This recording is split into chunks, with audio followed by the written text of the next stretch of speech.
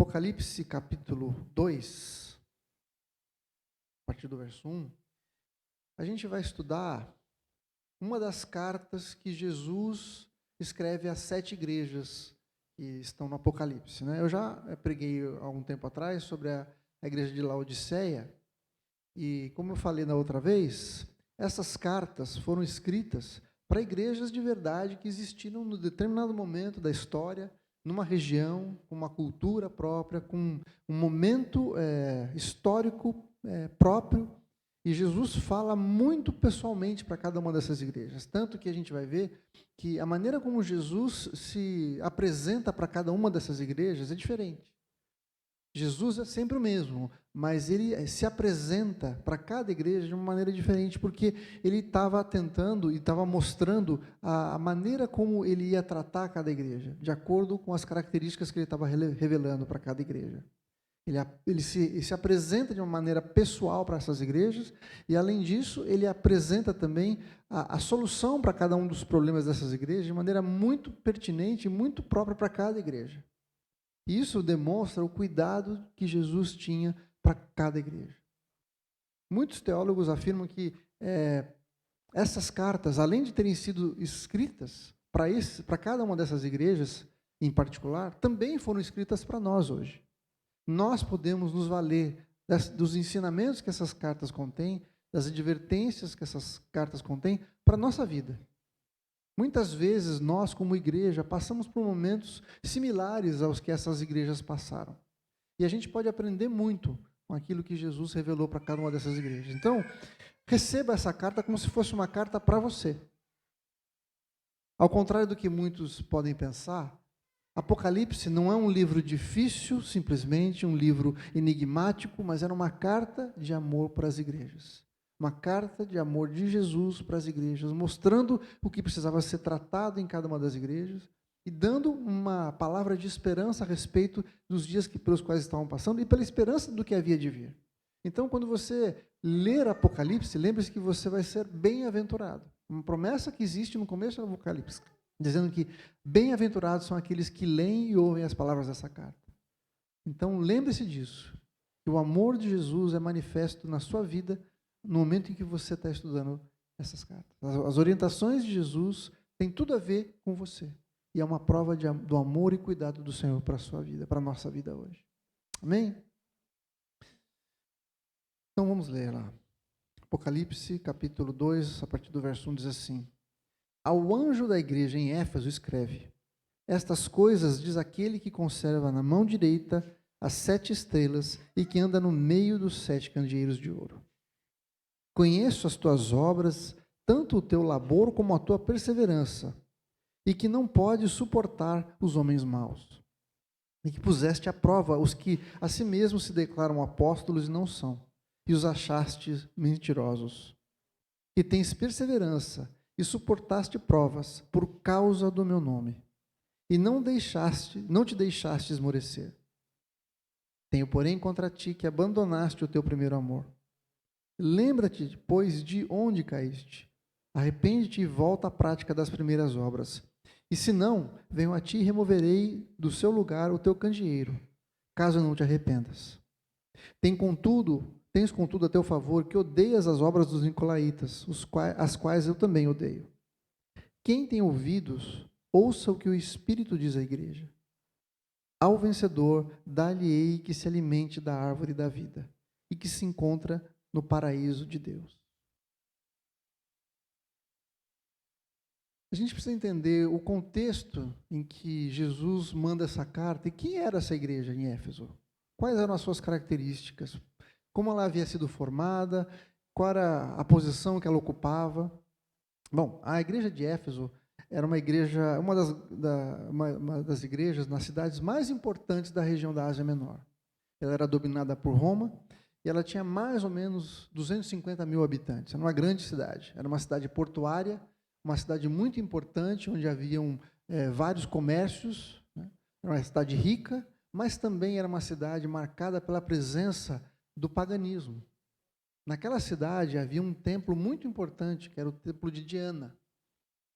Diana era uma deusa reverenciada pelos romanos, que era uma deusa que tinha que era reconhecida como uma deusa da fertilidade, da provisão, das chuvas. Então era um lugar onde havia muita idolatria. Existiam muitos, milhares de prostitutos e prostitutas cultuais, que eram os sacerdotes dessa deusa. Ou seja, naquele templo, além da idolatria, além do culto a essa deusa, havia muita prostituição, havia orgias muito grandes. O povo era um povo que havia se corrompido ali. Mas a gente vê que na implantação dessa igreja, houve um avivamento muito grande na cidade. Tanto que houve uma convulsão social, porque muito do que se produzia naquela cidade era em função da idolatria daqueles tempos. Então, havia muitos objetos de adoração, muitos ídolos, muitos amuletos que eram feitos pelos ourives, e os ourives começaram a se revoltar contra Paulo, que estava pregando naquela cidade, justamente porque o comércio deles havia decaído. Muita gente havia se convertido e deixado de oferecer sacrifícios para a deusa Diana. E por causa disso, Paulo e a igreja era muito perseguida. Então, era uma igreja que passava por perseguição. Por isso que Jesus fala a respeito das provas que essa igreja estava passando, que eles eram perseverantes, que eles não se deixaram esmorecer, mas que, pelo contrário, era um povo que estava fiel ao Senhor. A gente vê que Jesus elogia aquela igreja com relação às suas obras, com relação à sua doutrina, e a gente vai ver isso com mais cuidado mais para frente. Mas é importante lembrar, então, que esse lugar era um lugar marcado pela idolatria. Muita perseguição contra a igreja de Jesus. Era um lugar que era onde havia muitos povos diferentes, muito diverso, e por causa disso, era uma cidade estratégica para que o evangelho se manifestasse. Porque se o evangelho crescesse ali, iria alcançar várias outras cidades na sua região. E que é justamente o que aconteceu. Tanto que as outras igrejas para as quais Jesus escreve eram igrejas próximas, em cidades próximas ali de Éfeso. A igreja de Éfeso, então, era uma igreja missionária, que mandou muita gente para pregar o evangelho nas redondezas. A gente vê lá no capítulo 19 de Atos, um relato em que muitos daquelas pessoas que mexiam com a magia, que mexiam com a idolatria, começaram a se converter e queimavam os seus livros que tinham muito valor. Começaram a queimar os seus livros, abrindo mão, então, da sua religião, muitas vezes da sua fonte de renda, por causa do evangelho que tinha chegado nas suas vidas. Jesus, então, começa a elogiar essa igreja, porque ele via nelas as obras que eles faziam. Jesus fala do seu labor, e aqui labor fala de um trabalho que chegava à exaustão. Alguém que trabalhava até a exaustão. Então, era uma igreja que trabalhava muito.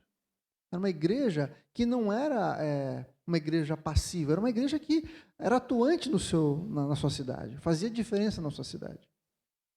Era uma igreja que talvez hoje a gente gostaria de participar.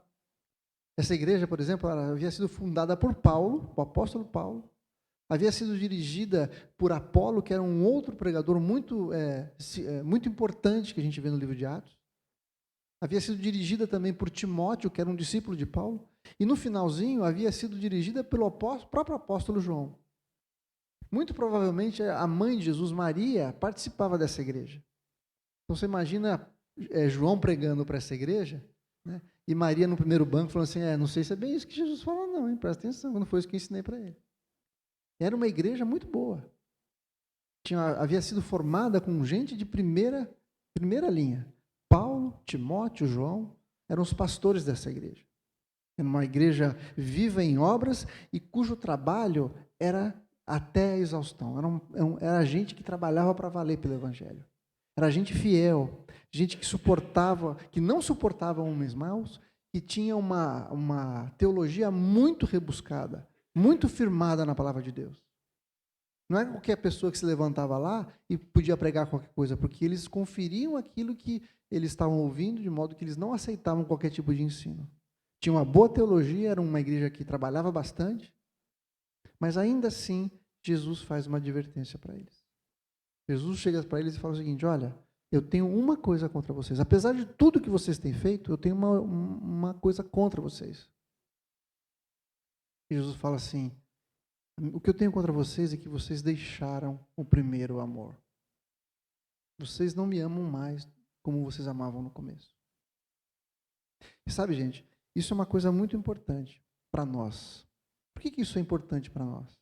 Porque muitas vezes a gente começa a se acostumar com a vida cristã. A gente começa a se acostumar com a vida com Deus. A gente começa a se acostumar. A gente troca o relacionamento com o Senhor pelas nossas atividades. Quando eu estava preparando essa palavra, eu começava a me lembrar e pensar na vida de cada um de vocês. E como essa palavra iria chegar na vida de vocês. E qual era o meu cuidado? Qual que é o meu cuidado como pastor para com vocês?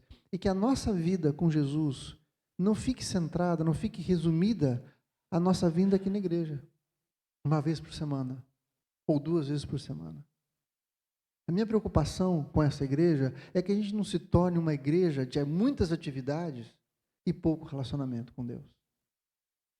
Que a gente se acostume a assistir um culto, que a gente se acostume a fazer uma oração rápida na hora do almoço, que a gente se acostume a ler um pedacinho da Bíblia uma vez por semana, ou uma vez por dia, e que isso seja tudo o que resume a nossa vida com Jesus.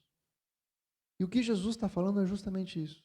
Olha, eu conheço as suas obras, eu sei que você trabalha, eu sei que você faz um monte de coisa para mim, eu sei que você vai até a exaustão, eu sei que você não suporta aqueles que agem de maneira errada, eu sei que a teologia de vocês é correta, mas tem alguma coisa que está faltando. O amor que você tinha no começo não é mais o mesmo. Quando ele fala de primeiro amor, tem 2 possibilidades. O primeiro pode ser aquele que veio antes, como numa linha do tempo, aquele que veio lá, o primeiro amor que eu tive, lá no comecinho. Mas também pode ser o primeiro como o mais importante, na escala de prioridade. Às vezes as pessoas falam assim, eu queria voltar no primeiro amor, queria voltar como era no começo. Talvez isso não seja o melhor, porque o amor do começo era um amor que conhecia ainda pouco Jesus. O amor de hoje, que eu tenho para o Jesus hoje, é baseado no meu relacionamento com Ele, em tudo que eu já vivi, com tudo que eu já experimentei. Mas muitas vezes Ele já não está mais no primeiro lugar. Muitas vezes o meu amor por Senhor não é mais aquele que é capaz de abrir mão de outras coisas. Não é mais aquele que eu acordo e a primeira coisa que eu penso é a respeito de como agradar ao Senhor. Não é aquele amor que me leva a tomar decisões, atitudes que muitas vezes vão contra tudo que as outras pessoas estão fazendo. Talvez seja um amor que não responda para alguma tentação do tipo assim, isso não tem nada a ver. Eu ir nesse lugar? Não tem nada a ver. Quando no fundo você sabe que é alguma coisa que você não deveria estar fazendo. Mas porque o amor por Jesus já não é mais o mesmo, não está mais no primeiro lugar. A gente relativiza, a gente não leva mais tão a sério, fala assim, isso aí todo mundo faz. Não tem tanto problema. Acho que não tem problema, não. E o que Jesus está falando para a gente hoje? Que a gente precisa voltar ao primeiro amor. Eu estava pensando sobre o amor, e eu gosto de dizer o seguinte, que amor não é um sentimento, tá certo? Amor são atitudes. Eu gosto de dizer que o amor é o que o amor faz. Mas aqui a gente vê uma igreja que está fazendo um monte de coisas. Então, como é que a gente consegue equalizar ou concatenar essas 2 ideias? Porque, afinal de contas, eles estavam fazendo algumas coisas. O amor deles estava sendo demonstrado pelas suas atitudes. Por que então Jesus fala para eles que eles deixaram o primeiro amor? E eu quero mostrar para vocês que muitas vezes a gente se afasta do primeiro amor mesmo agindo. Tem alguns exemplos que eu gostaria de mostrar para vocês que demonstram pessoas que agem para Jesus, agem para Deus, mas falta um componente, falta alguma coisa. Sabe, Jesus não quer um empregado que faça os trabalhos para ele. Não quer alguém que fique fazendo a limpeza da casa. Não quer alguém que conserte as coisas, simplesmente. Também Jesus não precisa de um fã-clube. Alguém que saiba tudo a respeito dele. que tenha uma teologia boa, que saiba exatamente o que responder. Claro que essas coisas são importantes. E como eu falei, o amor é o que o amor faz. Mas o que Jesus espera de nós é um relacionamento com Ele. É um relacionamento. Eu queria mostrar para você, por exemplo, alguns exemplos. Quando Jesus se depara com aquele jovem rico que pergunta para Jesus o que ele precisava fazer para ele dar a vida eterna, Jesus fala assim: você precisa cumprir os mandamentos. E o jovem responde: mas isso eu já cumpro, eu já faço isso. Jesus fala assim: você deve cumprir os mandamentos, não matarás, não adulterarás, não dirás falso testemunho. E ele fala isso, e ele responde: mas eu já faço tudo isso. Mas Jesus fala assim: então falta uma coisa para você. Vai, vende tudo que você tem, depois vem e me segue. O que Jesus está falando? Não bastava simplesmente fazer as coisas para os outros. Havia uma parte no relacionamento daquele jovem com Deus que estava interrompida. Tinha alguma coisa na vida dele que era mais importante do que o relacionamento dele com o Senhor, que era o fato dele ter as suas riquezas. As riquezas afastavam ele de Deus. Por isso Jesus fala: vai e vende o que você tem. Não é que o dinheiro era problema. O dinheiro era problema para aquele homem. Aquele dinheiro roubava a intimidade daquele homem com o Senhor. A gente vê a mesma coisa quando a gente vê o relato das duas irmãs, Marta e Maria. Quando Jesus é convidado para almoçar na casa de Marta, ele entra na casa e Marta começa desesperada a arrumar um monte de coisa, preparar comida, limpar. E chega uma hora que ela fica irritada porque Maria está sentada aos pés de Jesus. E ela fala assim: escuta, Jesus, você não vai falar nada para Maria? Eu estou aqui ralando e ela não vai me ajudar? E Jesus responde para Marta: Marta, Maria escolheu a parte boa. Eu não vou tirar isso dela. É como se Jesus dissesse: você também podia ter escolhido, Marta. Você está preparando um monte de coisa, mas não está desfrutando da minha presença. Talvez a gente esteja tão preocupado em estar na igreja, em fazer as coisas, e não esteja desfrutando da presença de Jesus. Isso é o maior prejuízo que a gente pode ter na vida. Porque a gente acaba se enganando, achando que a gente está conhecendo a Deus, quando na verdade a gente está fazendo um monte de coisas.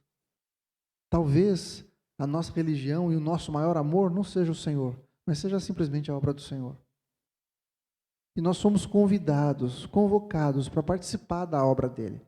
Nós sermos colaboradores, mas com um único propósito, de conhecer e nos relacionarmos com Jesus. Se isso não acontecer, a nossa obra é vã. Se isso não acontecer, a gente não está conhecendo a Jesus de verdade. Não está amando o Senhor. O Senhor quer relacionamento com a gente.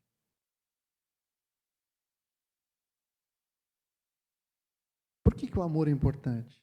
A gente vê o seguinte. 1 Coríntios 12, 31, Paulo está falando dos dons que a igreja deveria buscar. E ele termina o capítulo 12 dizendo assim: entretanto, procurai com zelo os melhores dons, e eu passo a mostrar-vos ainda um caminho sobremodo excelente. Ou seja, tem os dons, mas tem uma coisa que é mais importante. O dom mais precioso. E ele começa em 1 Coríntios 13 a falar sobre esses dons. Esse dom, esse caminho mais excelente. Ele diz assim: ainda que eu fale as línguas dos homens e dos anjos, se não tiver amor, serei como o bronze que soa ou como o símbolo que retine. Versículo 2: ainda que eu tenha o dom de profetizar e conheça todos os mistérios e toda a ciência, ainda que eu tenha tamanha fé a ponto de transportar montes, se eu não tiver amor, eu não serei nada. Ainda que eu distribua todos os meus bens entre os pobres, e ainda que eu entregue o meu próprio corpo para ser queimado, se não tiver amor, nada disso me aproveitará. Eu posso fazer um monte de coisa, mas se eu não tiver amor, não vai valer nada. Porque é o amor que nos leva a conhecer a Deus. É o amor que produz aquilo que Deus espera de nós. É o amor que nos traz para perto uns dos outros, que nos faz conhecer Jesus de verdade. Se não houver amor naquilo que nós fazemos, se o nosso relacionamento com o Senhor for seco, não tiver esse componente de desejá-lo, de desejar estar com Ele, se for só ativismo, se for só coisas que eu vou fazer para conquistar alguma coisa, eu vou continuar seco e não vou desfrutar da presença de Jesus. Uma coisa comum, um traço comum naqueles que vivem no ativismo e que não conhecem e não desfrutam da presença de Jesus é a amargura. Você vê que a palavra de Marta, quando ela está vendo a sua irmã aos pés de Jesus, ela fala assim: Senhor, o senhor não está vendo aqui eu trabalhando, ralando aqui? O senhor não vai fazer nada? O senhor não vai dar um jeito aí, não? Eu estou trabalhando e a Marta e a Maria estão no bem bom. Consegue perceber o quanto ela estava se sentindo desrespeitada, o quanto ela estava amargurada, como ela estava se sentindo injustiçada? A gente vê a mesma coisa quando Jesus conta a parábola do filho pródigo. O filho pródigo vai, você sabe a história, vai, recebe a sua herança, gasta tudo e volta arrependido para a casa do seu pai. Quando ele chega, o pai dá uma festa para ele. E o filho mais velho está no campo trabalhando. Quando o filho mais velho chega, ele fica indignado de ver aquilo. Fala assim: como assim? Estão fazendo festa para aquele sem vergonha? Foi, gastou todo o dinheiro do meu pai? E aí o pai que está se alegrando com o seu filho que voltou, vai até o filho mais novo, mais velho, e fala assim: filho, entra, vamos nos alegrar com a gente. Quero que você se alegre comigo, porque o teu irmão voltou. E a resposta daquele irmão é a seguinte: como assim? Você está dando uma festa para esse cara? Ele gastou tudo. Eu, por outro lado, sempre trabalhei, sempre te servi. A palavra que ele usa é: eu sempre fui teu escravo, fiz tudo que você mandou, e você nunca me deu nada, nem um cabrito para eu me alegrar com os meus amigos. Percebe de novo a amargura? Ele estava com o pai, ele não tinha ido embora, ele ficou com o pai, mas ele ficou com o pai amargo. Eu estou aqui ralando, trabalhando, quero ver quando é que eu vou receber um cabritinho para eu me alegrar. Quando o pai está chamando ele para se alegrar com o pai. Muitas vezes a gente vive assim, tentando convencer Deus que Ele precisa nos abençoar, que Ele precisa fazer alguma coisa por nós. E quando alguma coisa que a gente espera não acontece, a gente vai falar: Deus, eu sempre trabalhei, sempre fiz para receber do Senhor alguma coisa, o Senhor não vai me dar? Como se a gente dissesse: o Senhor está me devendo, o Senhor está me devendo. Sempre andei direitinho, sempre dei dízimo, sempre fui para a igreja, nunca fiz nada de errado, como assim o Senhor não vai me abençoar? A amargura é um traço daqueles que trabalham para Deus, mas não desfrutam do relacionamento com o Senhor. E como eu te falei, Deus quer relacionamento com a gente. Ele não precisa do seu dinheiro, Ele não precisa do seu trabalho, Ele não precisa que você venha na igreja, Ele não precisa que você faça a obra até se matar. Ele quer que você o conheça. A palavra de Deus diz que a vida eterna é essa: que conheçam a Deus e o Filho dele a quem Ele enviou. Essa é a vida eterna, conhecer a Deus, a gente se relacionar com Ele. Deus é um Deus de relacionamento. Porque o homem pecou e se separou do Senhor, ele teve que bolar um plano, uma estratégia para nos trazer de volta. A palavra de Deus diz que os nossos pecados fazem separação entre nós e o nosso Deus. E desde Adão, sempre é Deus vindo em nossa direção para resolver o problema do nosso pecado, para nos trazer para perto. Então não ache que simplesmente fazer um monte de coisas para Deus vai acalentar o coração do Senhor. Ele quer relacionamento com a gente. Muitas vezes a gente fala assim: Deus, pode me usar, não é? Deus não quer usar você. Deus quer se relacionar com você. Deus pode estalar os dedos e fazer tudo acontecer. Mas porque Ele é Deus e nos ama, Ele não vai fazer isso para trazer o seu amor. Ele quer nos conquistar. E o único jeito da gente se apaixonar por Jesus é olhar de novo para Ele. A gente precisa querer conhecer o Senhor. Por isso que Ele fala: arrepende-te, volta para o primeiro amor, volta a fazer as obras que você fazia. Lembra da onde você caiu. Não é de onde, ou lugar aonde você estava quando aconteceu o pecado. Mas é onde você estava quando você me amava com profundidade. Quando o seu relacionamento comigo não era baseado naquilo que você fazia. Aquilo que nós fazemos para o Senhor é resposta do que Ele fez por nós. Se eu não entender isso, gente, eu vou ser sempre alguém tentando fazer alguma coisa para agradar a Deus, para conquistar a bênção do Senhor. Quando, na verdade, a gente precisa se lembrar que Ele já fez. E o que eu faço é uma resposta àquilo que Ele já fez por mim. Ter esse entendimento muda a maneira como me relaciono com o Senhor. E isso é a coisa mais importante da nossa vida. Saber como e por que eu posso me relacionar com o Senhor. Jesus escreveu essa carta para essa igreja e para as outras igrejas, porque Ele queria corrigir a rota dessas pessoas. O Senhor está falando com a gente hoje para corrigir a nossa rota.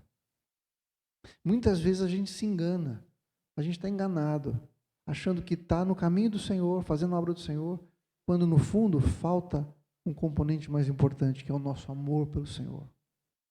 O amor é o desejo de estar com Ele.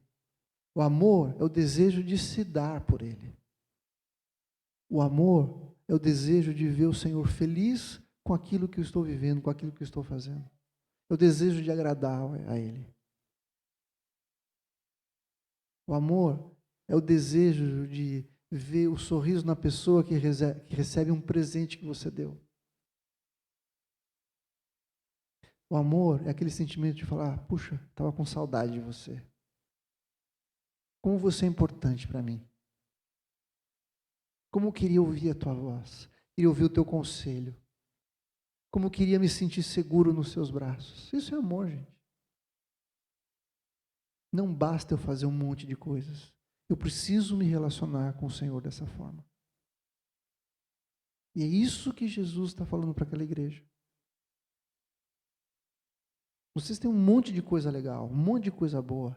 Vocês são uma igreja fenomenal. Vocês são exemplo para muita gente. Só está faltando uma coisa, só está faltando me amar de novo. Jesus, certa vez, repreendeu os fariseus, porque ele falou o seguinte, vocês são como um sepulcro caiado. O que é isso? É um sepulcro que por fora está tudo branquinho, mas por dentro só tem coisa podre. Jesus sabe todas as coisas. Ele olha para nós e vê que por fora está tudo certo, mas por dentro tem coisas que precisam ser tratadas. Por isso que ele se apresenta para a igreja falando assim, eu sou aquele que tem na mão direita as 7 estrelas e caminho no meio dos 7 candelabros. Vamos entender isso? No capítulo 1 de Apocalipse, o próprio texto explica que as estrelas que estão na mão de Jesus são os anjos de cada uma dessas igrejas. E que os candelabros são as próprias igrejas. O que Jesus está falando? Olha, eu tenho na minha mão os anjos, os pastores, os líderes de vocês. Eu controlo a igreja, eu tenho poder sobre a igreja. Ninguém vai tirar ninguém da minha mão. A autoridade está comigo, está na minha mão direita. A mão direita é a mão do poder, a mão da autoridade, a mão que executa as coisas. Então Jesus está falando assim, eu tenho os líderes na minha mão. E não só isso, eu passeio no meio da igreja. Jesus está aqui, Jesus nos conhece. Não tem nada que passe no nosso pensamento que Ele não saiba. Não tem nada que esteja no nosso coração que Ele não conheça. A gente pode se enganar muita gente. Tentando mostrar que está tudo bem, que eu estou feliz, que eu estou fazendo as coisas. Mas Jesus conhece o nosso interior. E porque Ele conhece o nosso interior, Ele está mandando essa carta. Fala, para o que você está fazendo. Isso daí é trabalho perdido. Eu não estou interessado nisso. Eu estou interessado no meu relacionamento com você. Eu estou interessado em saber o quanto você me ama de verdade. E Jesus dá 3 atitudes que precisam ser tomadas por essa igreja. Primeiro lembra-te de onde você caiu. Depois, arrepende-te daquilo que você fez. dessa maneira fútil de viver e volta a fazer o que você estava fazendo antes.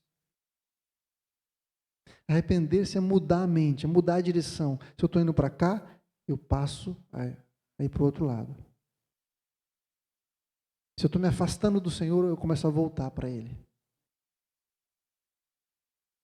E se Jesus nos dá essa ordem, essa direção, é porque é possível acontecer isso. É possível tanto a gente se afastar do amor do Senhor, quanto é possível a gente voltar. É possível a gente renovar o nosso relacionamento com o Senhor. O desejo de estar na sua presença, de ouvir a sua voz. A nossa vulnerabilidade de fazer a sua vontade, mesmo que sejam coisas que não nos agradem a princípio. Sejam coisas que a gente tenha dificuldade de fazer. Amor é se doar. Amor é pensar no outro em primeiro lugar. Você que é casado sabe como é que funciona. Quando a gente se casa, a gente para de pensar primeiro na gente. Nosso chamado é pensar no outro. Quando você tem filhos, é a mesma coisa. Quando você tem filhos, você quer dar o melhor para o seu filho. Você fica sem comer para dar o melhor para ele. Não é assim que faz? Se tiver um doce, você não vai comer o doce, você vai dar para ele. Talvez a gente tenha uma bicadinha para não ficar sem o açúcar. Mas o melhor a gente dá para o nosso filho. Não é assim? Isso é uma demonstração de amor. O que Jesus está falando é o seguinte: eu não quero um trabalho que seja vazio desse sentimento de entrega. A entrega é mais importante do que qualquer coisa, porque se houver entrega, o trabalho vai ser feito. Se eu amar de verdade, eu vou fazer. Muitas vezes eu faço, mas não amo. E o Senhor espera que a gente se relacione com Ele dessa forma. Quando Ele fala de lembrar, eu queria chamar a atenção para vocês do que Paulo escreve aos próprios Efésios, lá em Efésios 2, capítulo 2, versos de 1 a 6. Talvez fosse isso que Jesus estivesse querendo fazer com que eles se lembrassem. Ele diz assim: Ele, Deus, vos deu vida, estando vós mortos nos vossos delitos e pecados, nos quais andastes outrora, segundo o curso deste mundo, segundo o príncipe da potestade do ar, do espírito que agora atua nos filhos da desobediência, entre os quais também todos nós andamos outrora, segundo as inclinações da nossa carne, fazendo a vontade da carne e dos pensamentos, e éramos, por natureza, filhos da ira, como também os demais. Mas Deus, sendo rico em misericórdia, por causa do grande amor com que nos amou, estando nós mortos em nossos delitos, nos deu vida juntamente com Cristo. Pela graça sois salvos. E juntamente com Ele nos ressuscitou e nos fez assentar nos lugares celestiais em Cristo Jesus. Quando Jesus fala, lembra-te de como era antes, Ele está falando disso. Lembra-te daquilo que foi feito por você, da onde o Senhor te tirou. Lembra-te que o Senhor te salvou pela graça. Lembra que vocês estavam mortos nos seus delitos, mas que Ele te deu vida. Hoje vocês estão assentados nos lugares celestiais. Lembra disso.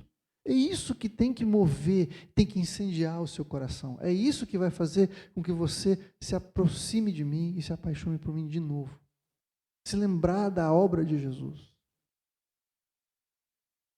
Como eu falei, o que Jesus diz também, para a gente se arrepender, mudar a direção e voltar a praticar aquilo que a gente praticava no começo. Da forma como a gente praticava no começo. Também ele diz no versículo 7, assim: quem tem ouvidos, ouça o que o Espírito diz às igrejas.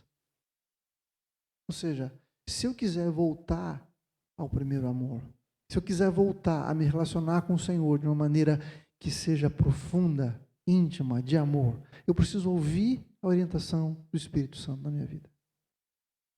Ouvir a palavra que você está ouvindo hoje. O que eu vou fazer com ela? Como é que eu vou buscar o Senhor de novo?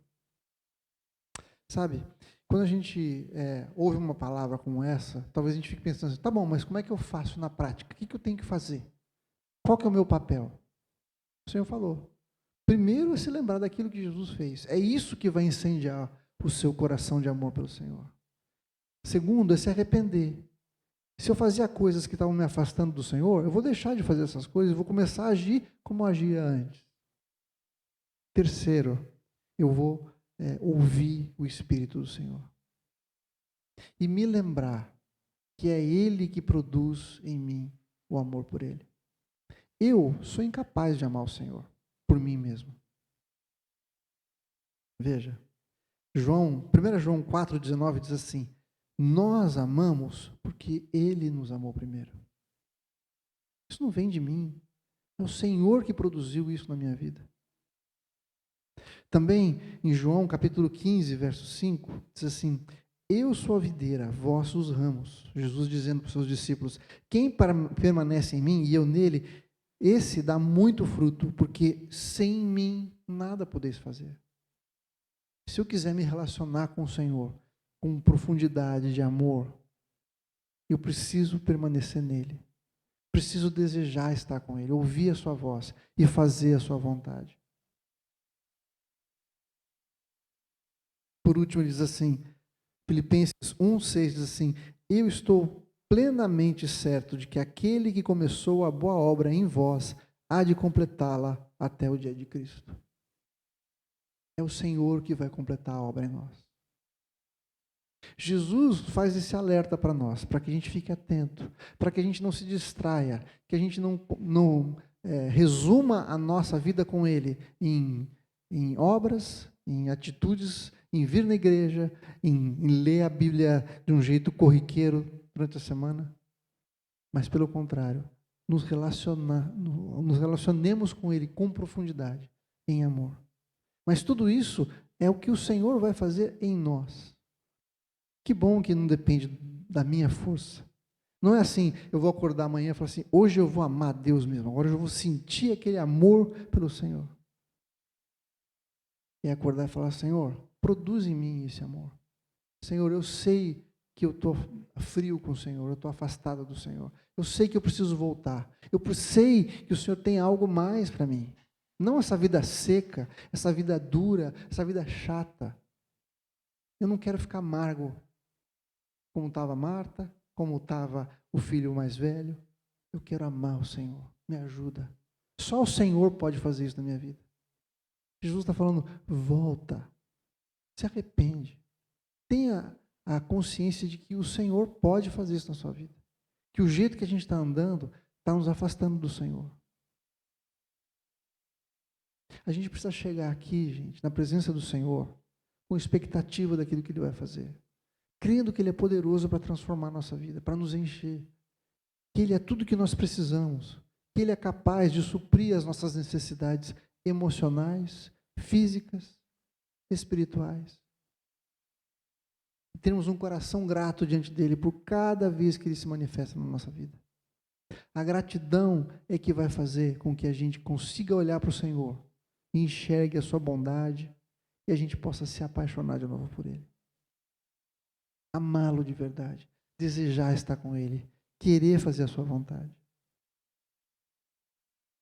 E a última coisa que eu quero dizer para você é que Jesus propõe uma recompensa para aqueles que ouvirem a sua voz. Como se precisasse algo mais, né? Do que nosso relacionamento com o Senhor.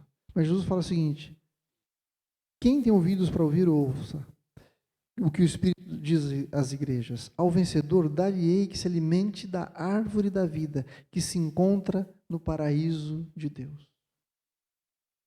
Aquele que se arrepende e busca o Senhor, e deseja amá-lo, e ama ao Senhor, deseja agradar a Deus, que sente falta do Senhor, que busca o Senhor em primeiro lugar, vai ser dado o direito de se alimentar da árvore da vida, que está no paraíso de Deus. Sabe, muitas pessoas achavam que aquela cidade de Éfeso era o paraíso na terra. Rica, tinha uma das 7 maravilhas do mundo, importante, e as pessoas acabavam se acomodando com aquela perspectiva de viver naquele mundinho. Mas Jesus está falando assim, olha, o paraíso não é aí. O paraíso está nas regiões celestes. E lá você vai ser alimentado pelo próprio Deus. Ele vai te dar a comer da árvore da vida. No paraíso de Deus. Existe um outro lugar. O paraíso não é este lugar. O paraíso não é Diana. O paraíso não são seus relacionamentos. O paraíso sou eu. O paraíso é estar na presença do Senhor. E essa é a recompensa para aqueles que se arrependem e buscam o Senhor. E desejam experimentar do Senhor todos os dias. Todos os dias. A gente pode ser renovado no nosso amor pelo Senhor todos os dias.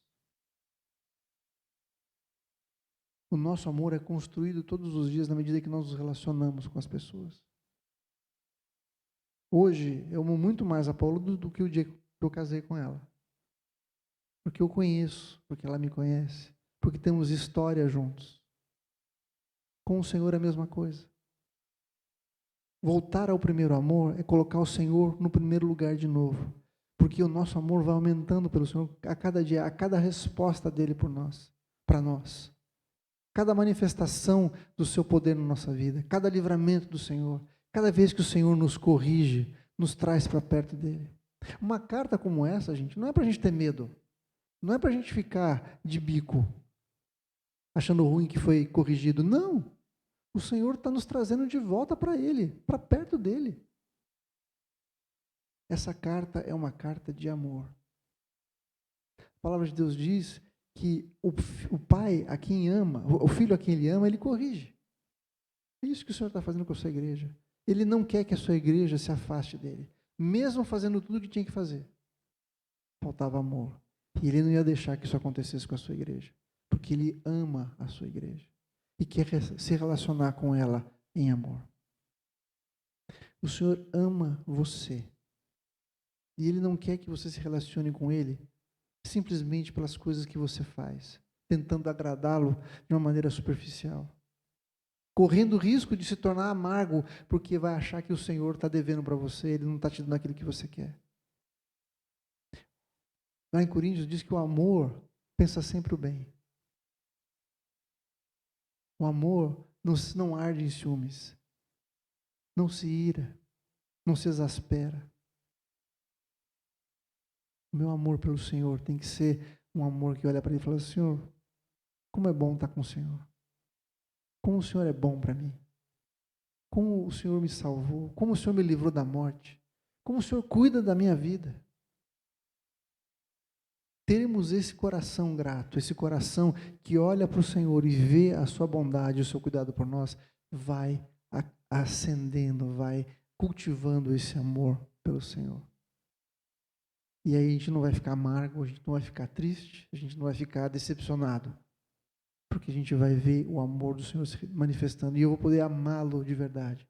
Dar a minha vida, entregar aquilo que eu tenho, aquilo que eu sou, as minhas expectativas. Sem ficar amargo, sem ficar triste. Pelo contrário, crescendo em amor pelo Senhor todos os dias. Que o Senhor tenha acesso ao teu coração hoje para te trazer de volta. Nos trazer de volta.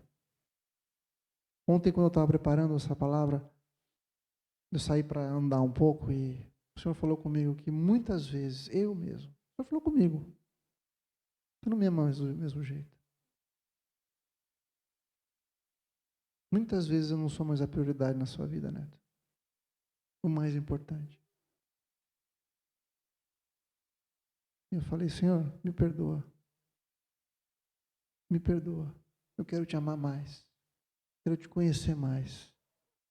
Eu quero que as pessoas te conheçam, vejam em mim alguém que ama o Senhor com tudo que tem.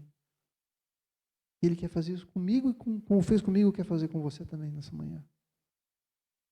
Hoje é dia de voltar, de se arrepender. Falar: Senhor, eu abro mão das minhas obras, isso aqui é nada. Certa vez Jesus falou para os fariseus: o lábio de vocês me louva, mas o coração está longe. O lábio de vocês me louva, mas o coração está longe. Obras dissociadas de amor não valem nada para o Senhor. Ele fala assim: não quero, isso é barulho, isso não me agrada. Eu quero o teu coração. O Senhor quer o teu coração hoje.